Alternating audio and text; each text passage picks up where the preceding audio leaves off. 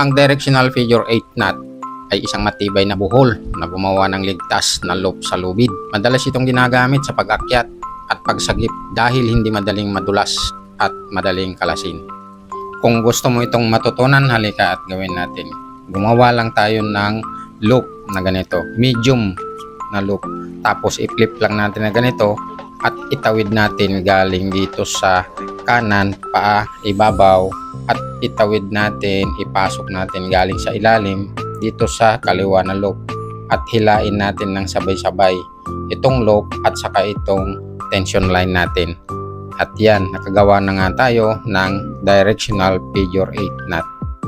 Kung may bago ka na namang natutunan, huwag kalimutang mag-like, comment, at share.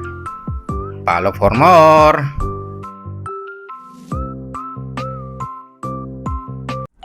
Ang bowline knot ay isang matibay at maaasahang buhol na madalas gamitin sa paglalayag, pag-secure at iba pang pang-outdoor na gawain. Gumagawa ito ng matibay na loop na hindi madulas o kumalas kahit may bigat, kaya perpekto ito sa pag-secure ng lubid sa mga bagay o paggawa ng loop para sa iba't ibang gamit.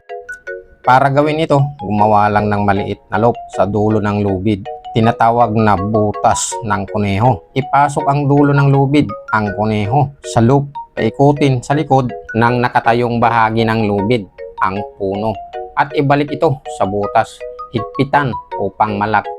Mahalaga ang bowline knot dahil sa lakas, dali ng pagtali at pagbaklas at pagiging versatile. Kaya ginagamit ito ng mga mandaragat, rescuer at climber bilang isang mapagkakatiwalaang buhol sa maraming sitwasyon.